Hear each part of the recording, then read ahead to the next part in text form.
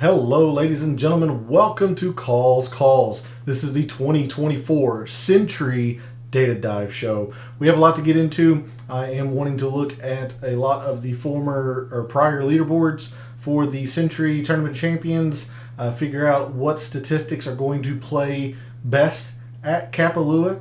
Of course, I have some research to share with you all, and we're going to go through the majority of the field and figure out who we want to focus on for our DFS lineups come Wednesday, and perhaps we can glean some information on who we want to wager. So we have a lot to get into. Let's not waste any time. All statistics provided tonight and every night are from fantasynational.com. It is the best tool out there for your golf wagering and golf DFS. It's going to make you a much smarter golf DFS player and a much better golf wagerer and gambler in general. So go check out fantasynational.com. You aren't going to regret it.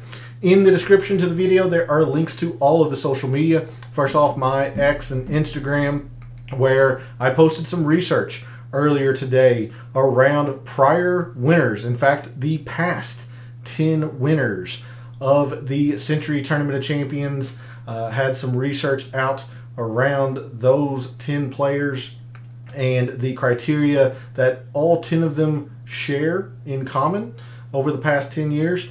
So if you want to see the weekly research that I do for the PGA Tour, follow me over on X or Instagram.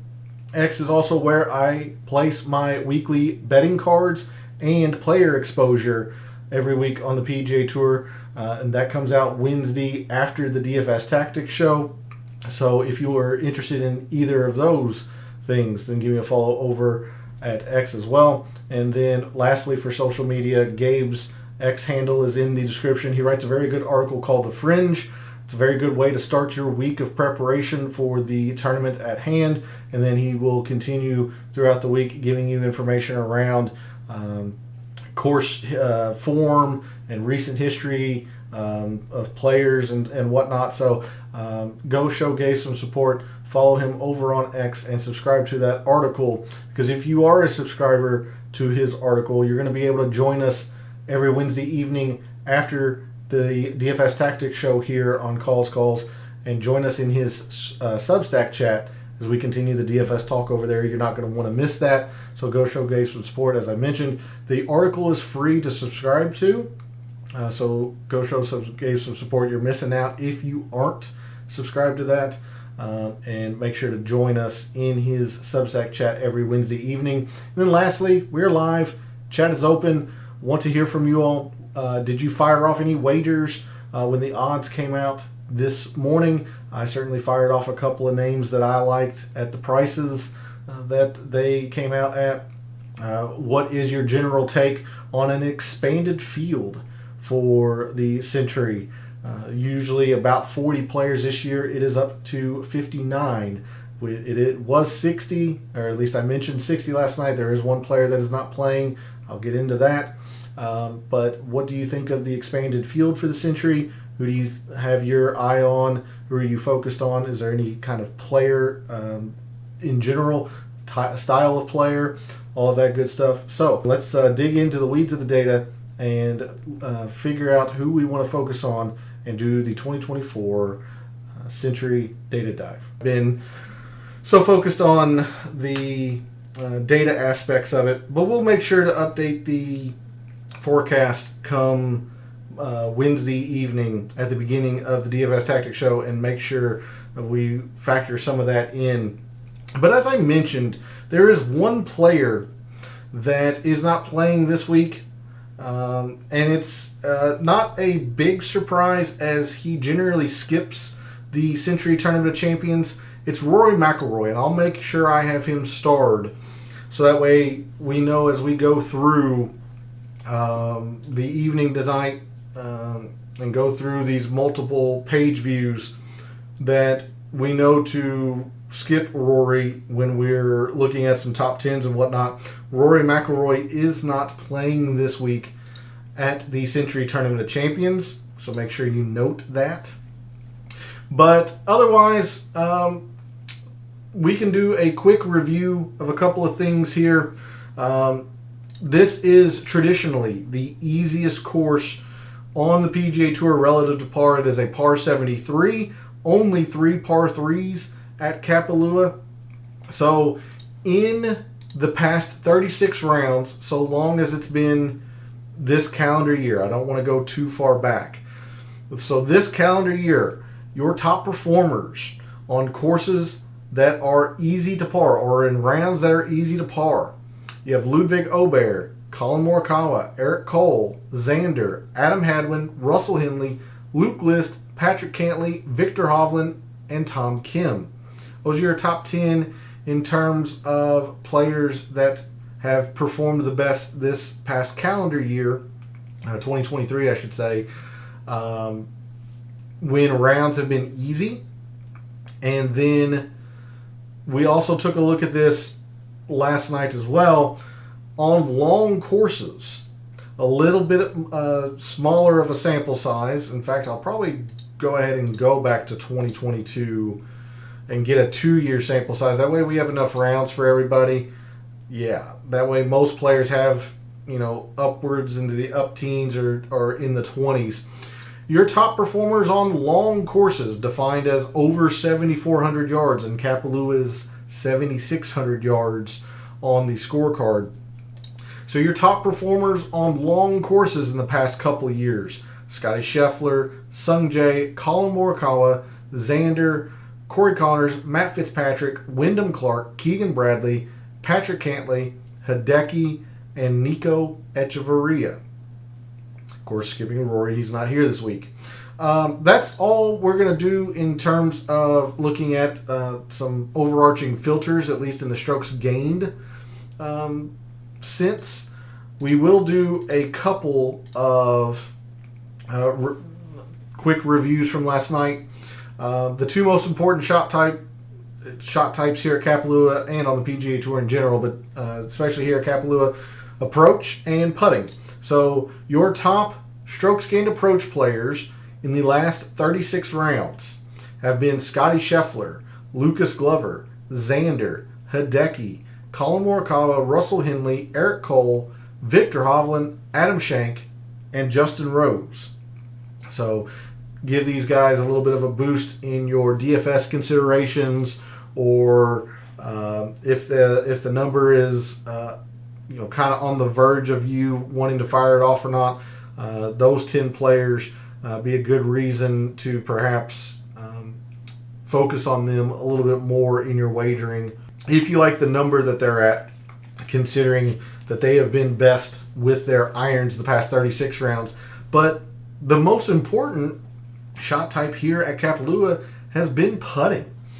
We saw that especially for the winners last night in the course breakdown here in the average strokes gained by shot type. For the top 10s, of course, it's approach. Top 5s was approach. But for the winners, you kind of expect this. If you're winning the tournament, you're making a lot of putts, but not to this extreme. Almost 3 full tenths of a shot higher in terms of putting than it is with approach. So a pretty big discrepancy here when we're talking about putting. So your top putters, and normally we would just look at Bermuda and the speed of the greens, but again, thanks to Gabe and the GCSAA tournament fact sheet, we are able to narrow down the exact courses on the PGA Tour that have TIFF Eagle Bermuda, which is what Kapalua has. So the first you saw me highlight was Bay Hill, the host of the Arnold Palmer Invitational, PGA National, which is going to host a tournament this year. It was formerly the Honda Championship. The PGA National has TIFF Eagle Bermuda. Of course, the Plantation Course at Kapalua. Make sure PGA, yeah. Port Royal, the host of the Bermuda Championship. Now, that's not going to give us any putting statistics, but I still want to make sure I include that since it does have TIFF Eagle Bermuda greens. And then lastly, Sea Island Resort, the host of the RSM, the last official PGA Tour event. And I'll have some research for you all regarding some similarities between the RSM and the Sentry Tournament of Champions, especially in putting. But anyway, those 5 courses make up this sample size of putting that we're going to look at. We're going to have to back this out all the way. I'm going to go all the way back to 2019, get a full 5 years here just to make sure guys have enough rounds to make it statistically significant. Again, Bay Hill, host of the Arnold Palmer, PGA National, formerly the Honda. Not sure which sponsor took that over this year, but PGA National is still on the schedule on the PGA Tour. Of course, Plantation Course, where we are this week. Port Royal, the Butterfield Bermuda Championship, and then Sea Island, both Plantation and Seaside, the RSM. Your top putters on Tiff Eagle Bermuda greens in the past 5 years or 36 rounds. Sam Burns, Denny McCarthy, Wyndham Clark, Harris English, Matt Fitzpatrick, Andrew Putnam, Ludwig Aubert, Xander Schauffele, Eric Cole, and Chris Kirk. So again, Xander, the number 1 strokes gained total player the past 5 years here at Kapalua, at least in the field this week. Justin Thomas might actually be more in the past 5 years, but he's not here this week. Xander, it's always good to see him or see the strokes gained total leader rise in a significant statistic that we're wanting to focus on. Harris English, winner in 2021 here at the Tournament of Champions, also a winner at the RSM. So some more similarities there. Colin Morikawa has always generally putt well, and the fact that he is right smack dab in the middle here of these putting rankings as opposed to at the bottom where he generally is a lot of times is comforting. It shows that there is something here about these greens that he likes. So there's your top performers on Tiff Eagle Bermuda the past 5 years. And then of course we looked at 3 putt avoidance last night. Don't think I'm going to do that because I want to save a little bit of time to go through these prior leaderboards and to show as much of this research as I can. So if you want to see that, check out last night's show, or I ask that you check out last night's show. I'm going to bring back all courses and bring us back into just 2023 as we prepare to take a look at some of these prior leaderboards and figure out what played well at Kapalua and see if we can't get a leg up on our competition this week, whether that's the sports books or our fellow contestants in DFS. So going straight into last year's prior leaderboard, you see John Rahm, very, very good week on the greens. He actually did not hit his irons particularly well, made up for it off the tee and quite a bit of it around the green. But if we look at just the top 15 here, due to ties, top 15 just convenient for ties. I'll zoom out just a little bit so you can see the standings there, or the final position. The around the green doesn't play much of a factor. It really, really doesn't. You see 3 of the top 4 finishers were negative around the green, but all 5 of your top 6 were positive in putting. 5 of your top 6 were positive in off the tee as well. So off the tee might make an argument to be a little bit of a factor. We haven't focused too much on it because these fairways are so wide that generally they're just easy to hit if a player's trying to hit them. A lot of times they don't care to hit them because they're just trying to get as much distance with the rollout that you get here at Kapalua. So you see the emphasis in putting here. Approach a little bit less so. I mean, John Rahm wasn't too great with the irons, but elsewhere in the top, say 10 to 15, pretty, fairly solid. If we look at 2022, when Cam Smith broke the record at 34 under, or whatever ridiculous number it was. Again, we're going to go to the top 18 here just due to ties. This is where the approach really started to make a lot of sense. You see all of your top 10. In fact, if I just highlight the top 10, your entire top 10 was positive in strokes gained approach. Only one negative and off the tee as well. So again, off the tee, making a decent factor, or making a decent argument to be a factor. Only 2 players negative in putting. So again, very, very important there. And if we were to continue to go back through the years, I'm only going to go back 2 or 3 years at most. This is Harris English's win. Putting a little bit less so, but look at the numbers here. Negative 0.9, negative 0.4, negative 0.4. These aren't astronomically low numbers, with the exception of Sung Jae, who was really bad on the greens. He just ball struck it very, very well that week to keep him in contention.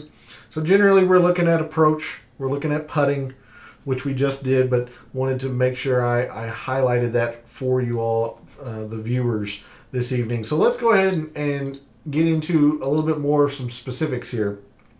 We're going to start with fairways and greens. And when I went into Microsoft Excel last night, I wasn't terribly confident that I was going to use anything in this page view. Again, distance is kind of mitigated only because you have so much run out and roll thanks to the design of the golf course, that a lot of players are going to be gaining distance or relative distance. These greens are the biggest on the PGA Tour.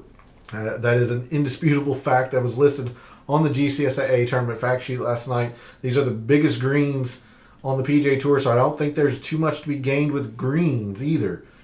Fairways, they're extremely wide, so wasn't sure if I was going to focus on anything in this page view, but that's why I like to go back and look at a couple of years of data to see if there's something that I am missing when looking at the data as a whole or in a conglomerate. Let's see, if we highlight the top 15 from last year, again, nothing really standing out.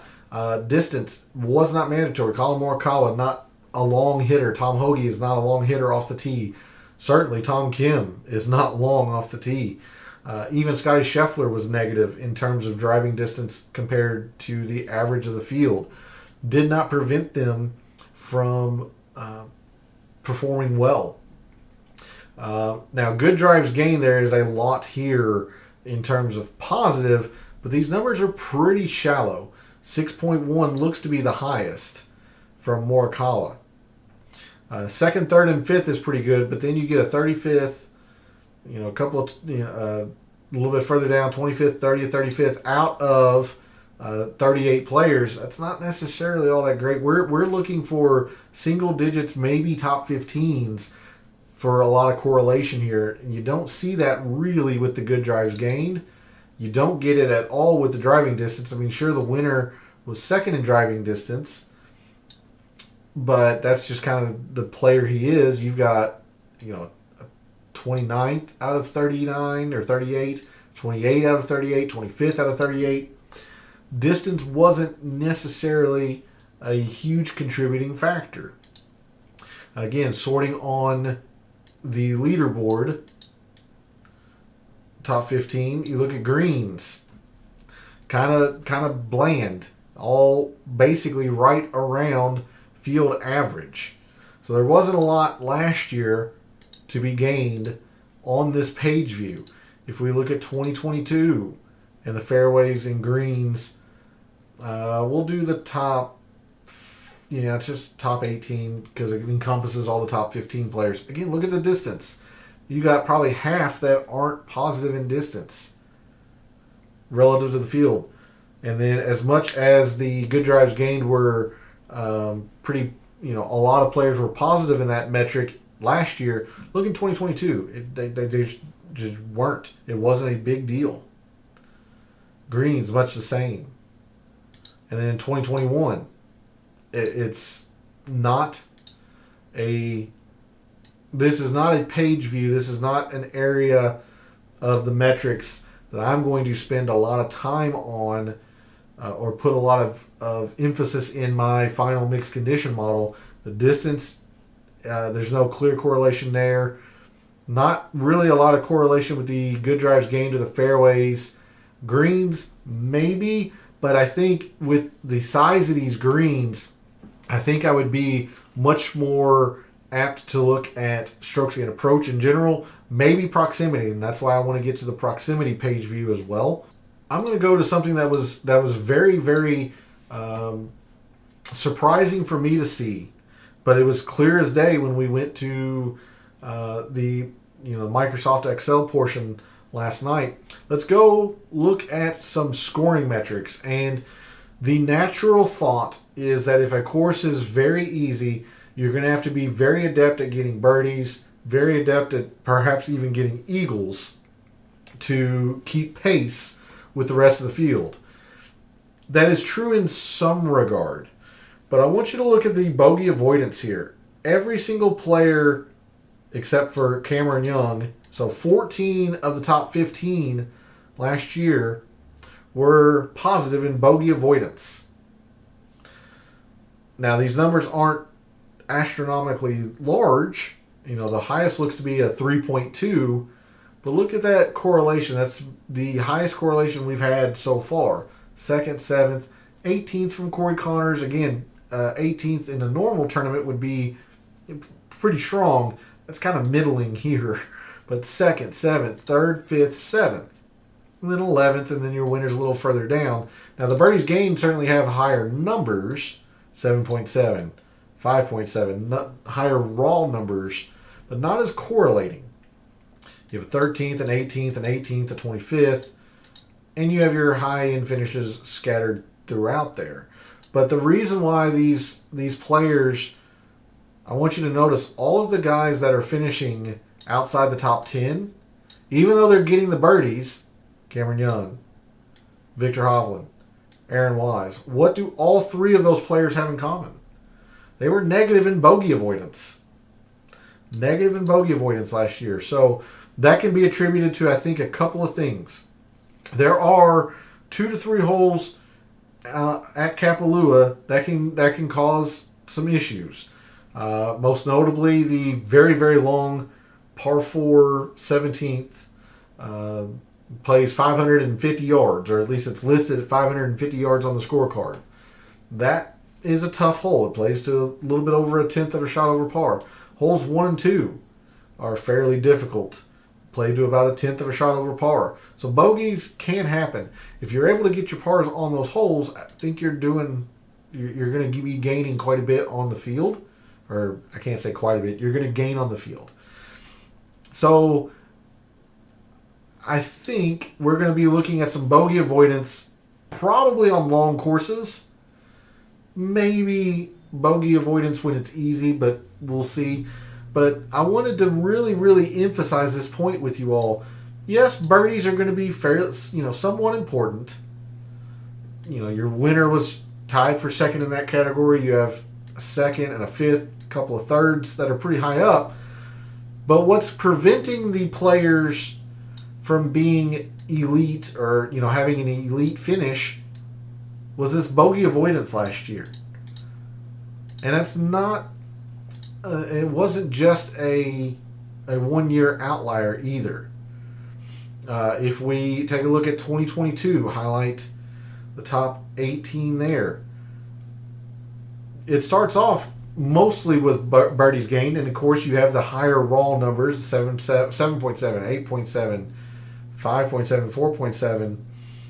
But you have a lot of consistency here in the bogey avoidance. Minus 2.6 being the lowest or the worst performance from Xander. Again, 4.4 is not, that high of a raw number. But look at the top 4 there. 3rd, 2nd, 4th. Sam Burns, 19th, middling in that bogey avoidance. Your winner was a little bit further down. This was a little bit of an outlier year because this is the year that 3 players set the scoring record. Smith, Rahm, and Matt Jones. Matt Jones tied the scoring record all in 1 year. I mean, guys were going crazy with the scores. Jones had several eagles. So a little bit of an outlier in 2022 with the birdies gained. 2021, it'll come back and show you that the birdies gain or the bogey avoidance was pretty darn consistent. 7th, 1st, 3rd, a couple of pretty poor performances, and then 4th. You're always going to have your higher raw numbers in the birdies gained. So don't focus all of your attention on the birdies gained, is what I'm getting at. I think there's going to be an argument to be made to look at some bogey avoidance. Of course, we're going to look at both. So let's start with on easy courses. We know Kapalua is generally pretty darn easy. It's usually the easiest course on the PGA Tour relative to par. So when rounds are easy, the past 12 months, your top birdies or better gained players when rounds are easy: Ludwig Aubert, Eric Cole, Victor Hovland, Xander, Luke List, JT Poston, Scotty Scheffler, Colin Morikawa, Akshay Bhatia, and Russell Henley are your top 10 birdies or better gained when a round is easy. If we look at bogey avoidance, just kind of scan across here, most of these players pretty middling with bogey avoidance when it's easy. Aubert is good or great at avoiding bogeys when it's easy. Scheffler, Morikawa, Henley are all top 10, both birdies or better gain and bogey avoidance. Akshay Bhatia has been atrocious at avoiding bogeys when it's easy for whatever reason. Something else that we're going to want to look at is perhaps on long courses. So on long courses, I really want to look at the bogey avoidance for long courses. I think that's where I would be, or that's where I'm at early on in my thought process this week. Bogey avoidance on long courses, your top 10 players there: Matt Fitzpatrick, Scotty Scheffler, Brendan Todd, Sungjae, Hideki, Jason Day, Corey Connors, Ricky Fowler, Tommy Fleetwood, and Harris English. If you want to look at birdies or better gained on long courses: Cam Young, Scheffler, Sungjae, Wyndham Clark, Morikawa, Connors, Bhatia, Hovland, Echeverria, and Ben On. But if I'm going to be using a long course filter with a scoring metric, I think I'm going to combine the bogey avoidance and long courses. That seems to make the most sense to me. Let's see. Anything else we can look at? That's why I like birdies or better gained. I don't think there are going to be enough eagles to look at eagles gained by themselves. Because if we look at the course breakdown from last night, yes, the par 5 fifth gives an eagle at 4.5%. That's a very good rate, absolutely. But really falls off after that. You got a 2.2 and a 2% and a 1.5. There for as easy as the scoring is at Kapalua, there isn't an absurd amount of eagles, just a whole lot of birdies. And that's why I've been focused on birdies or better. Apologies, this one. Birdies or better. So we're going to take a look at both, but the bogey avoidance, I really want to emphasize that I think you need to pay a little bit of attention to bogey avoidance. Don't put all of your thought process, don't put all of your eggs into the birdies gained category. Do want to consider bogey avoidance. All right, the next thing we're going to look at, and I'm really interested to see, let's take a look at proximity. Definitely want to take a look at this because these greens are so massive, the largest greens on tour. Again, as I've mentioned several times now, I would think proximity is going to be a pretty darn big factor. But when we look at it, and this is last year, pretty hit and miss. Of course, Tom Hoagie was fantastic, and he put up video game numbers with his irons last year, gaining 10.3, I think, in strokes gained approach. Max Homa was good, but you got some fairly poor performers here: Fitzpatrick and Scheffler, Luke List. So if we sort on it, third, and a 7th, that's not too bad. But Chez Reavie was one of the bottom 4 finishers. Henley was 30th out of 38. Svensson was next to last. Not a lot of correlation here at all. Not a lot of correlation. And if you look across here, no real range stands out, at least to me, except for maybe the 175 to 200 here. 150 to 175 perhaps, but I don't see a clear and obvious range of proximity that we would want to focus on. Again, 7th and 2nd is great. 35th, 38th, 33rd, no thanks. 32nd leading this category.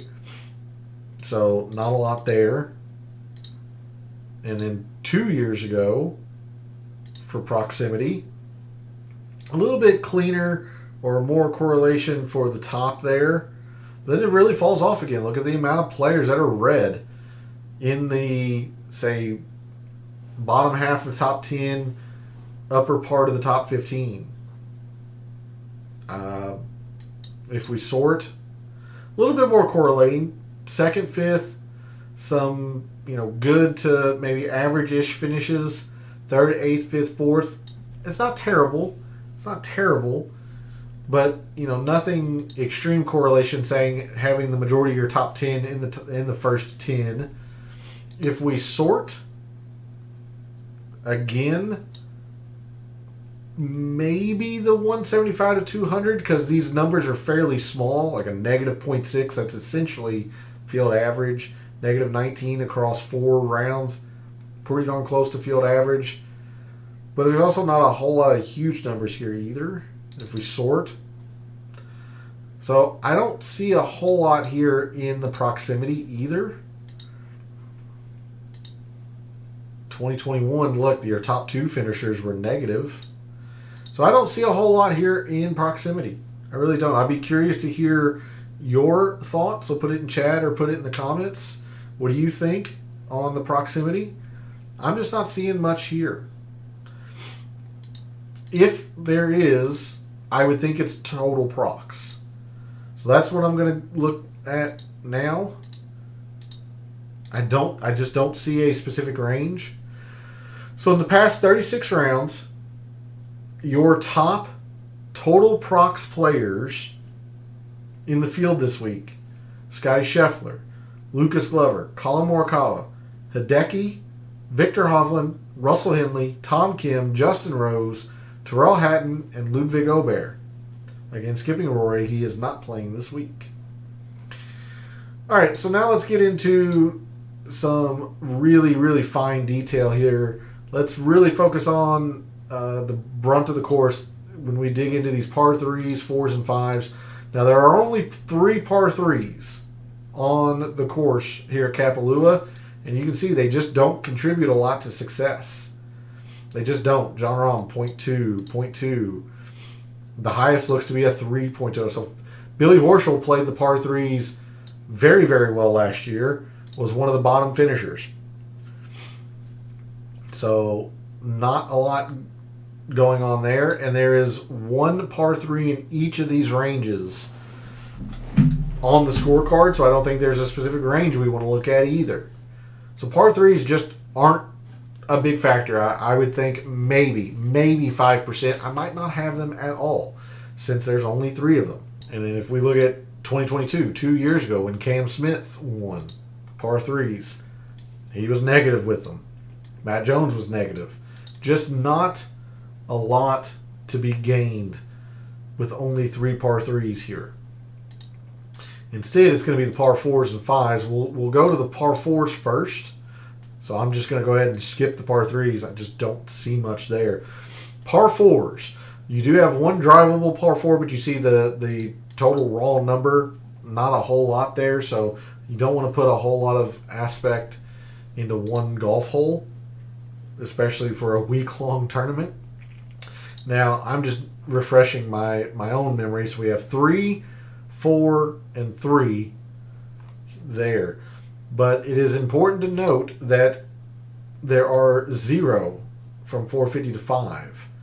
So we have 3, 4, and 3. we sort on, or we look at the top 15 here. Looks like it would be the 350 to 4. Pretty darn correlating there. 400 to 450. That's fairly correlating as well. So despite Kapalua being a very long course, again, that's a little bit misleading. We might be looking at some of these shorter par 4s to focus on, at least based on last year's alone. And that's why I like to look at multiple years to make sure we don't get any outlier data. So again, looking at par 4s going to 2022, they're going to play an important factor, as you can see here. I mean, Cam Smith, Matt Jones, John Rahm, Justin Thomas, they've played them well. First, third, fifth, second, 13th, fourth, fifth, fifth. I mean, it's a very important part. First and fifth, but kind of falls off there on the 350 to 4. No correlation there with the 400 to 450. I mean, just none. 21st, 25th, 33rd to start it off. So in 2022, it was actually the 3 long par 5 or par 4s, excuse me. 3rd, 2nd, 1st, a 30th from Harris English, then 5th. Interesting. I actually don't think I looked at 500 plus for last year. 3rd, 7th, 7th, 34th, 2nd. So 2 years now that we've had pretty strong correlation in the 500 plus. So that's where I'm leaning right now if we're going to focus on a particular range. Now 2021 looks to be a little bit of an outlier. Par 4s didn't factor in a whole lot at all. 31st led from Tony Finau, but even he was very good at the 500 plus. 4th, 5th, 2nd. So that's interesting. When we go to Microsoft Excel, I'll be able to narrow in on some more specific data. So if we go to the par 4s, I'm just going to look at total par 4s for now, and maybe we will come back to Fantasy National after going to figure out some specific course detail. Your top par 4 performers: Victor Hovland, Terrell Hatton, Scotty Scheffler, Russell Henley, Patrick Cantlay, Xander, Ludwig Aubert, Tommy Fleetwood, Lucas Glover, and JT Poston and Denny McCarthy. So there's 11, thanks to the tie. All right. I'm thinking it might be the 500 plus, but I'm not terribly confident in it. What I am confident in is you're going to have to play these par 5s really, really well to contend here at the Sentry Tournament Champions. You see John Rahm, probably looks like 3rd. Yeah, tied for 3rd in performance on par 5s. 5th, 13th, 1st. No one outside the top 25 for what it's worth. I mean, it's only 38 players, but no one really was in the bottom half finishing at the top here of the par 5s. 500 to 550 is seemingly the range because you have 2 that measure here.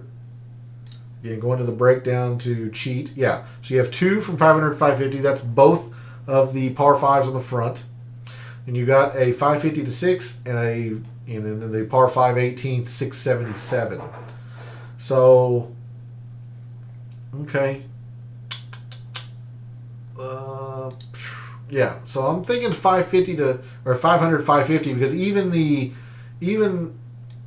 one that falls into that 550 to 600 bucket is at 550, at least on the scorecard. So you got 526, you've got 550, you got 541, and then 677. So really you can make an argument that 3 of the 4 fall into this 500 to 550 bucket. And that's what they did last year. They didn't stretch into the 550 to 6. So it all kind of fell into here. 2022 par 5s. Yeah, much the same. Look, all of it coming into this 500 to 550. I'm willing to bet that we just want to look at this range of par 5s. 1st, 5th, 15th, 2nd, 3rd, 4th. You take out Seamus Power here, which again, 15th out of 34 or whatever isn't terrible. You take him out, there's your direct correlation. 1st, 5th, 2nd, 3rd, 4th. 2021 par 5s. Yeah, all of it in here. 11th, 3rd, 4th, 1st, 5th. So, yeah. There you go. So we'll come back to this year's page view. Your top par 5 performers from 500 to 550 yards. Sepp Straka, Ludwig Aubert, Luke List, Adam Schenk, Andrew Putnam, Cam Davis, Tom Kim, Eric Van Rooyen, Siwoo Kim, and Vincent Norman. There's your top par 5 performers from 500 to 550 yards. All right, with that, that's a pretty good segue to go look at Kapalua in some really, really finite, minute detail. Last night, I mentioned how I don't use Kapalua and compare it to the average full field course. I don't collect those metrics because Kapalua's traditionally only had anywhere from 35 to 40 players. It would just skew a lot of data if I were to use it in my full field course averages. That'll change a little bit this year with the Sentry going to 60 players, and then these other tournaments will also have roughly 60 to 70 players. So then we'll start having to worry about a couple of different data sets there with signature events and non-signature events. But I digress. That's getting ahead of ourselves. I did not go into any comparison or comparing Kapalua to other courses last night. But what we can do is look at Kapalua in of itself. So you see, the past 5 years, the most important shot type has been putting by a decent little margin. Approach and off the tee are still outweighing around the green. So much more the same as what we've been talking about the past 2 nights. A lot of putting, a little bit of approach, maybe a little bit off the tee. Not terribly confident with that. Let's see. Fairways, it looks minute. It's right at a 0.0, which would be negative if we were to look at these percentages. A 0.03 would be negative. 1.59 would be extremely negative. So distance doesn't matter. Fairways doesn't matter. There's just, again, I just don't see a whole lot on this page view. The driving distance, the greens, the fairways gained. I think we are better off focusing our attention on some other areas of a golfer's game as opposed to anything in this page view. Moving on over to birdies and bogeys. You see the bogeys, they are actually somewhat fairly close to birdies gained. 0.56 versus 0.84. Again, these numbers are going to be drastically lower than all of the other courses because there's only 40 players generally at the Sentry. Not a whole lot of eagles. Quite a few birdies. It's to be expected. That is the easiest course on the PGA Tour. But don't overlook this bogey avoidance and how close these numbers are. I mean, look at the Sony where we are next week. That's about the same distance apart. I understand the Sony's about 0.45 or whatever, and the Sentry Tournament Champions is only 0.3. So I mean but I'm talking like the absolute value. The distance between the birdies gained and the bogey avoidance is pretty small. It's pretty small. So it's just backing up what I'm seeing or have been saying about don't ignore the bogey avoidance. But where we get a lot of information when we look at specific course detail is in the pars, 3s, 4s, and 5s. So, for example, the par 3s here, you've got a 0.33 total. Well, nothing is astronomically high in relation. So you got about a third. You have exactly a third of your strokes in par threes here. You have a third of your strokes there. So there's nothing to gain by looking at a specific length of par three. And really, this .33 number, you can see the par fours, a .81. So that's this is more than double the importance, and the par fives are right in line with the par fours. So the par fives have some very, very, very increased significance. Now, I do see a little bit of a high outlier here. Would bring it down a little bit. But even so, par threes aren't going to have a lot of weight, if any, in my mixed condition model come Wednesday. We move to par fours. It's been fairly consistent the last 4 years. We have a pretty low outlier here. Fairly consistent the last 4 years. If there was a range of par fours, it looks like it would be the 350 to fours. Half of your strokes gained are in the 350 to 4. But with it only being half, I don't think that's enough to separate them out individually. Maybe 5%. But not a lot there in terms of par fours, or specifically at the par fours. It's just looking like we would look at par fours. Now the difference is, look at the par fives. Par fives, we have a .77, more than half.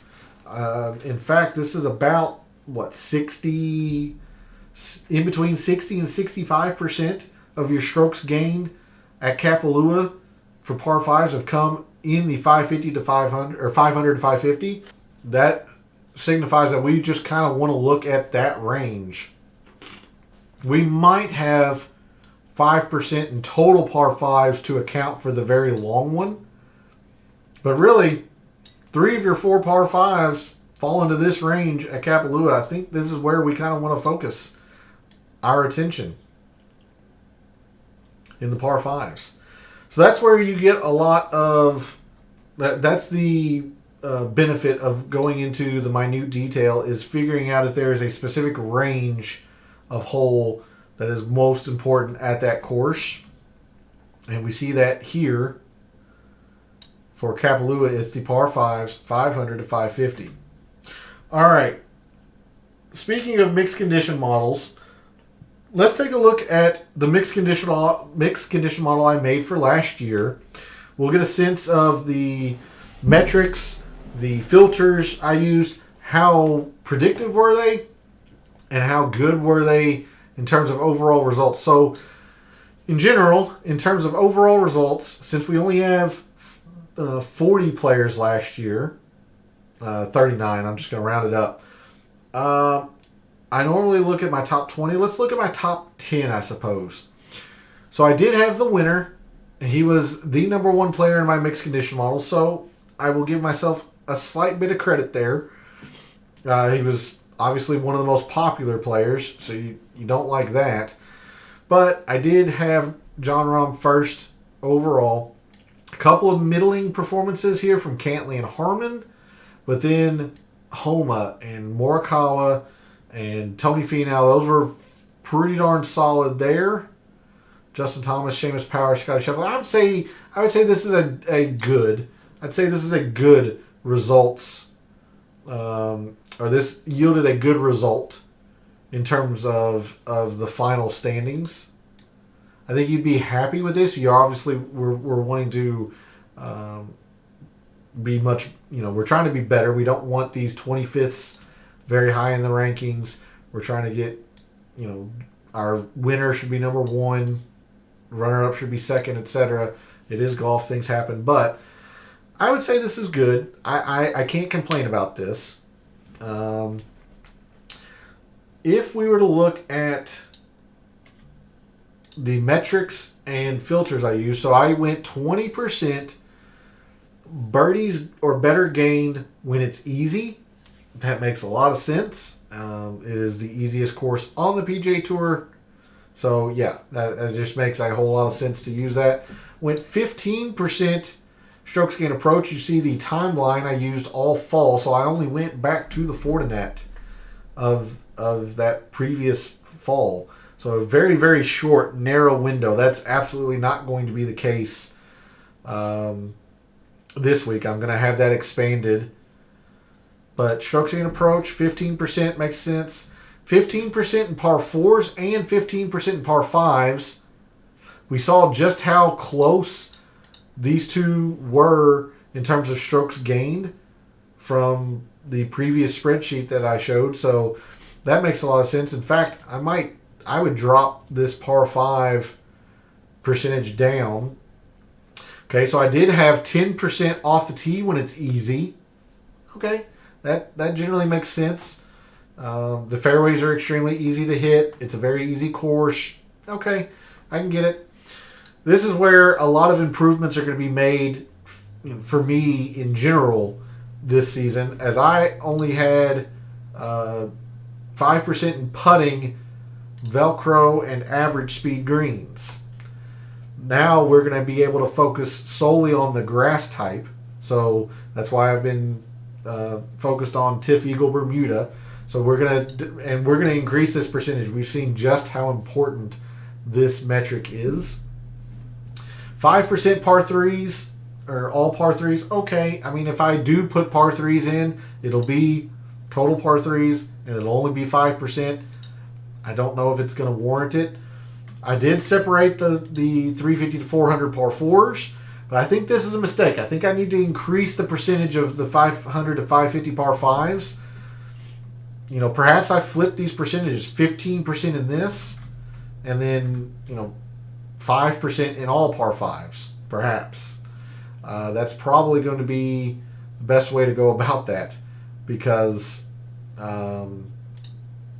we saw just how much the 500, 550 make.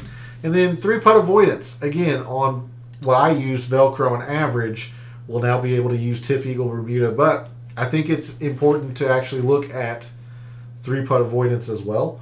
So there's a look at my mixed condition model from last year, what I used, what I was thinking, how it did in terms of results.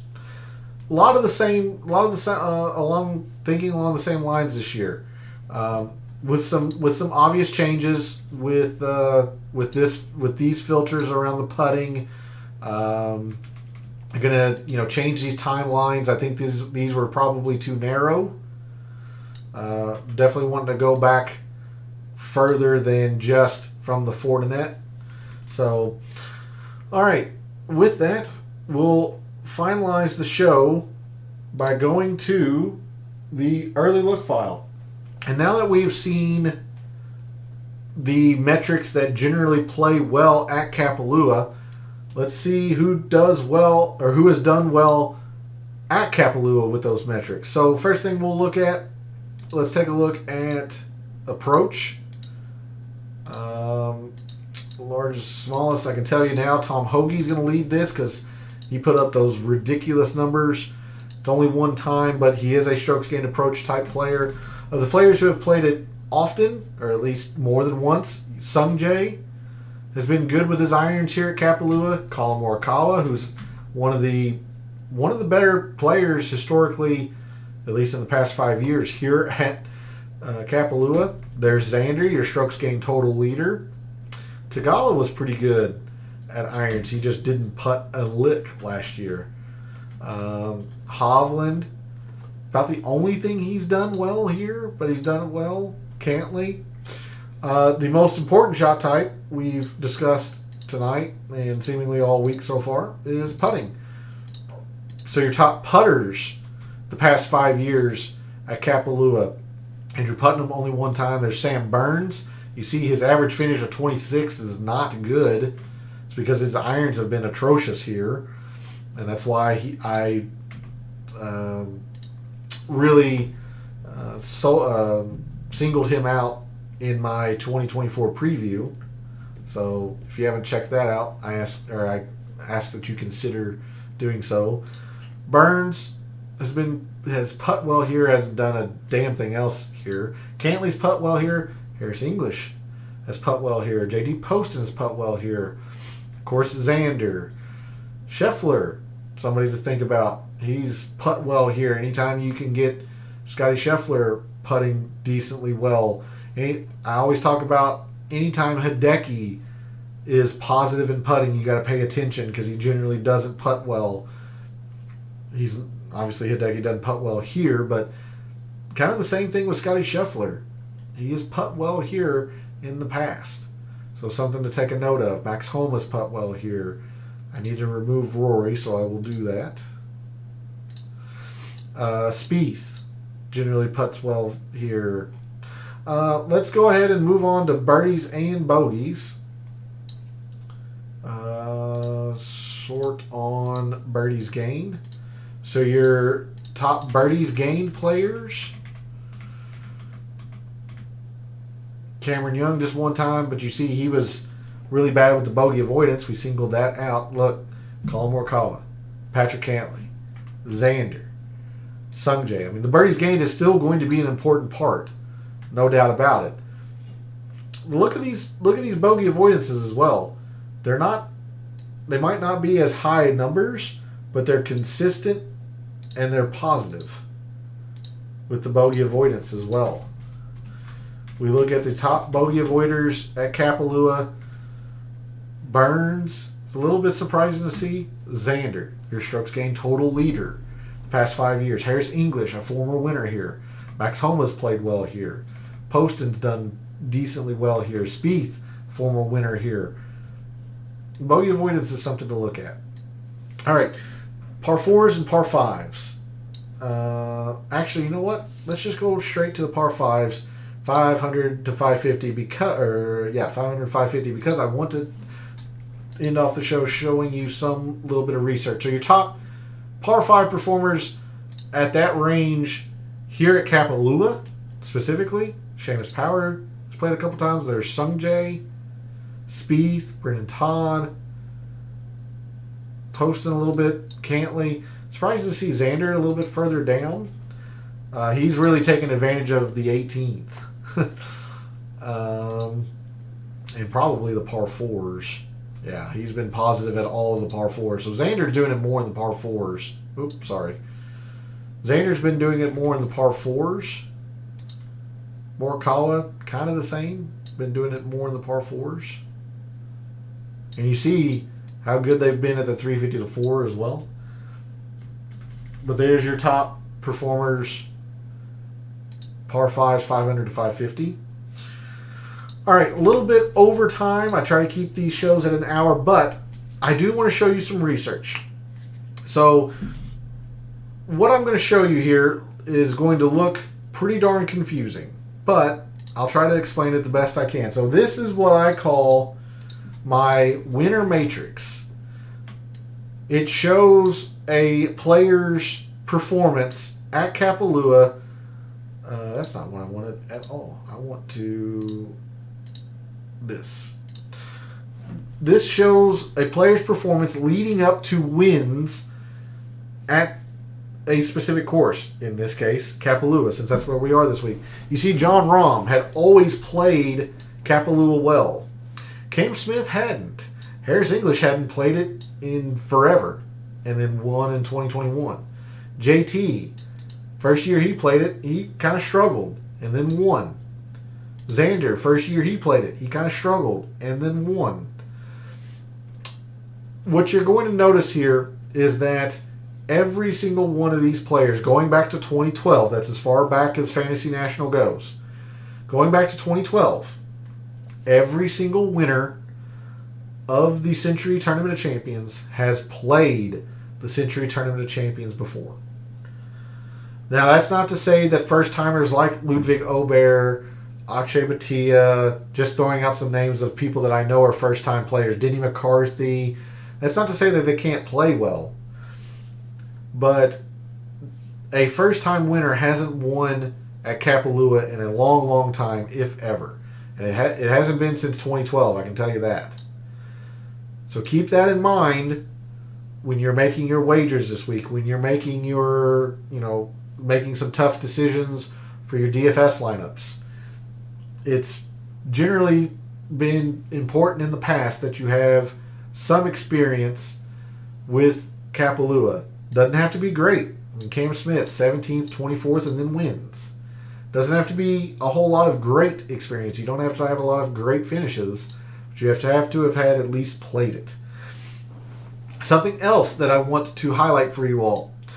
I've made a big deal about putting this week and how the Tiff Eagle Bermuda surface. Well, the last Tiff Eagle Bermuda surface that we've seen on the PGA Tour was the last event of the fall. It was the RSM. So don't mind the color coding. I'm just going to show you the RSM here. The last time, or the tournament before the Sentry, Cam Smith actually played the RSM. He played it very well. He finished 4th. But look at the putting. He gained 3.4 there. Let's see. Going all the way back to 2013 or the 2014 Sentry Tournament of Champions. Zach Johnson, RSM. He gained 6. Then comes to the Tournament of Champions, same surface. He only gains 1/10, but he still gained. We look at Patrick Reed. He didn't play the RSM, but 6/10 there. API. He put okay on that surface. Honda was negative 1/10. Let's see. Other Tiff Eagle Bermuda. In fact, Justin Thomas was, I think, the lowest one here at 1.6. Harris English, somebody that I overlooked or passed up. My apologies. He plays the RSM. Gains 2. Comes back to the Tournament of Champions. Gains 6 when he wins in 2021. Generally speaking, players who have putt well on Tiff Eagle Bermuda, minus Justin Thomas and maybe John Rahm, but especially if they putt the RSM, if they played the RSM, gained strokes putting, they've done well at the Tournament of Champions. They've won it, generally speaking, but have done well. So, the last thing I want to show you all, because of that, if you're really wanting to narrow down and get real spicy with some of your wagers and some who I think are going to be some pretty unique players this week, I'm going to click on Luke List, but it's mainly to show the RSM. Let's take a look at some of these players. That's not what I wanted. I just wanted strokes gained. Let's take a look at these players who gained strokes putting at the RSM who are also here at the Sentry Tournament of Champions. Mackenzie Hughes led the field in putting at the RSM. Ludwig Aubert. Now, he is a first-time starter, so that's working against him, but it doesn't mean he won't play well. He did putt well at the RSM. It's the same surface. Eric Cole, again, has never played Kapalua, so that's a knock against him. But doesn't mean he won't play well. Gained a lot at the RSM. Harris English, JT Poston. Somebody that's going to be very, very surprising, at least it was to me. You got Adam Schenk, who was positive in putting. I want you to take a look at somebody who was positive at putting at the RSM, and now he's coming back to a place he's played before. He played Sentry pretty well a couple of years ago. Luke List. Luke List actually gained strokes at the RSM, the same tournament, or same surface type. And if I go back to his player page view, he's actually been positive, going back to, of course, his win at the Sanderson Farms. He's actually been positive his last 5 measured tournaments. So you're probably going to hear quite a bit about Luke List from me moving forward this week. But that's what I wanted to end the show off for you all, show you all the research that I've been doing, taking a look at that winner matrix, showing you that an amount of experience at Kapalua is seemingly mandatory. to win. And then, of course, showing you the RSM specific putting. If you want to see more of the research, I have a little bit more long flowing explanation over on X. So if you want to see that research, again, give me a follow over at X, and I give you the players who qualify under the criteria as well. But that's going to do it for the show tonight. I want to thank everyone for tuning in, watching, listening, supporting the channel. Always appreciate it. Love doing what I do, going into some very, very in-depth statistics around, mainly golf, but I do this for baseball, whatnot. I just love looking at statistics and trying to help you all win a little bit of money in the process. Help us all win a little bit of money in the process. A reminder that Wednesday evening I will be live again, 9 p.m., maybe slightly delayed. It might be 9:15 as I'm actually in a wiffle ball league. But 9-ish Wednesday night for the DFS Tactics show. I'll have a show prepared for you all. We'll definitely look at the weather. I promise that. We'll definitely take a look at Windfinder. But we'll have everything prepared to get you ready to optimize your lineups this week for the Sentry Tournament of Champions. Again, thanks for all the support. Thanks for tuning in and watching. For all of the wagers you've made so far this week for the Sentry, for all of the wagers you're thinking about making this week for the Sentry, and until I see you Wednesday night for the DFS Tactics show, may all your bets be profitable.